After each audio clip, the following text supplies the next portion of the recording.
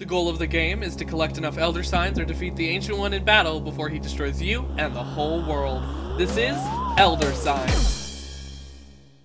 In Elder Sign, you are paranormal investigators trying to stop an Ancient One from breaking into our dimension and ruining everyone's day.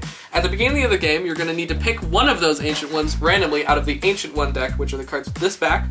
In this game, we'll be playing against Hastur. This changes a couple elements of the game.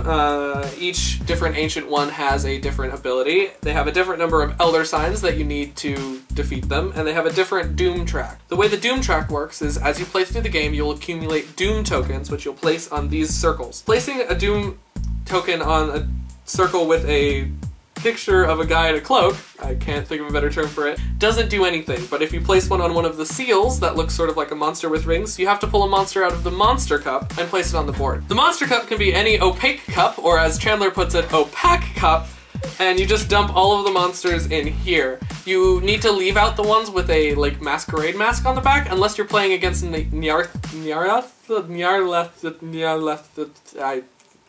the one that says that you put them in. The way that you gain Elder Signs and other things in Elder Sign is through adventure cards. Like this one, the Key to Beyond. Each adventure card has a trophy cost, which is this number in the green circle, a name, a little flavor text that you can read if you want, but it's not important, other effects which will be below the flavor text, and then the tasks. This is the most important part of the card. This shows you what you need to roll on the dice in order to succeed on the card, but we'll talk about that more in a second. At the bottom of the card, you have the penalties and the rewards. The reward is what you get if you succeed, and the penalty is what you get if you fail.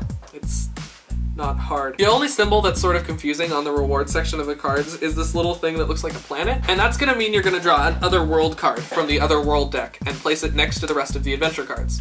This is just like a normal adventure card, except when you complete it, you don't replace it with another one from the deck. It just goes to whoever completed it and you just leave it. To succeed at an adventure card, you have to roll whatever tasks it says. Looking back on our friend The Key to Beyond, it says in one roll, I need 3 investigation, and then the other one I need a lore, which is the scroll, a peril, the skull, and then 2 investigation. So I would roll the dice, and look, I got the one that needs the scroll, the skull, lore, peril, and the 2 investigation, but I can't do that one yet.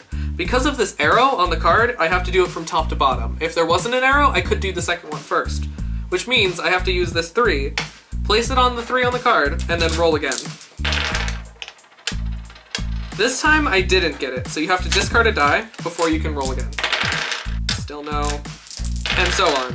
If you run out of dice to be able to complete your tasks, you fail, and you have to suffer the penalties on the reward card. In the case of The Key to Beyond, you have to lose a sanity. That's what the brain means. At the beginning of the game, I assign each of the players playing with a character card. The character card has a few basic sections. We'll use Amanda Sharp as an example. On the left, there's a brain in a jar, which is your sanity. Take that many sanity tokens from the sanity token pile. They're the little blue tokens with the skulls in them, I guess, for lack of a better word. On the other side, you have the stamina, which is a word that is so hard to say and should not be used ever. Note that some of the tokens have numbers on them and some of them don't. So like if you need 5, you could get one with 5, but the ones without numbers are worth 1. So just for lack of confusion, you should do that. In the middle is a little character art to, you know, bring some life into the characters, a name, and a subtitle. And down here, you have the character's unique ability. In this case, Amanda Sharp can complete any number of tasks per roll.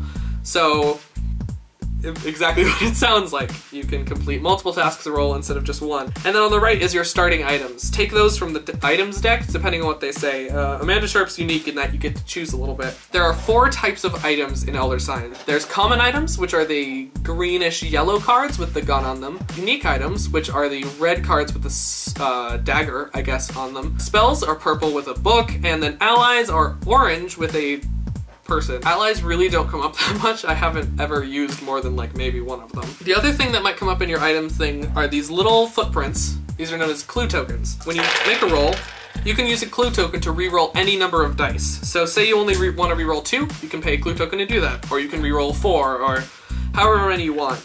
This can help you win 1 when you just couldn't make that one roll. At the beginning of the game, you need to flip over one of the cards with the clock on the back. These are known as mythos cards and can have a variety of effects. In this case, a monster appears, so you'd move a monster from the monster cup, and then nothing else happens. Those cards also come up when the clock strikes midnight. Whenever a player finishes their turn, move the clock forward 3 hours. They're the highlighted ones on the clock. This is after everybody's turn, no matter what. The moment it hits midnight, you flip over another Mythos card and do what it says. Alternatively, during your turn, instead of doing an adventure, you can stay in the entrance and do a number of things.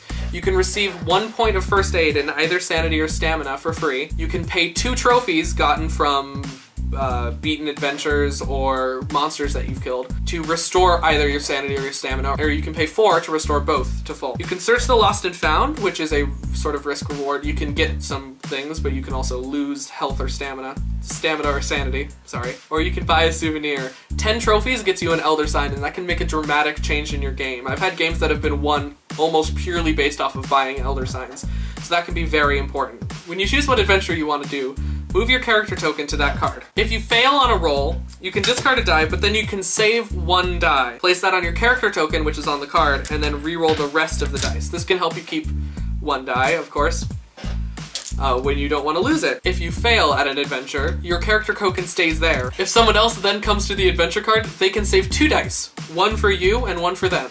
You can save as many dice on an adventure as there are adventurers on that adventure.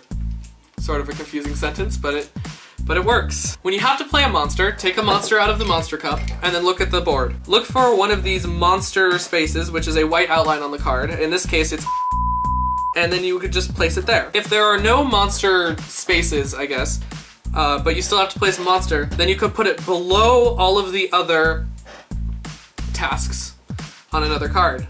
So you could add it to the bottom of Key to Beyond, for example, but they have to be even. You can't put 2 monsters on a card before you put 1 monster on every card that's out. One symbol that may show up only on monsters, in this case it's the High Priest, is this lock symbol with a color behind it. That means you take whatever color die it is and place it on that monster, and that die can't be used until the monster is killed. This can be devastating, especially if you get a bunch out that hurt your green dice, because not having that 1 green die can spell death for your whole team. If your character runs out of either sanity or stamina, then they are devoured. Discard all of your item cards and clue tokens and return your character card and your character token to the box. Then draw another character off of the stack of character cards, find your character token, and return to the game. If you run out of characters, however, you automatically lose, so avoid that. If you fill up the Doom track or the Ancient One is awakened in any other way, you proceed to the final phase of the game. Move all the Investigator's tokens to the Ancient One card and proceed to the final battle. The way that the final battle works is that you're going to be throwing dice again. You're going to be throwing dice against whatever it says on the card. In the case of Haster, this says any sort of investigation, a lore, and a terror. Whoever's turn it is,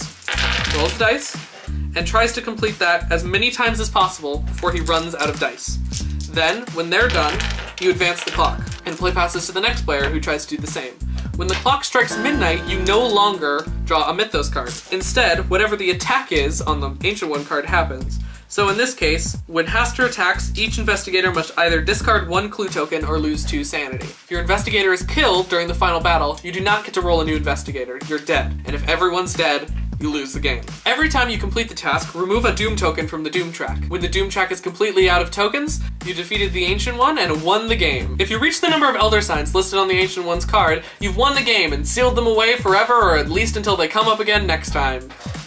And that's Elder Sign.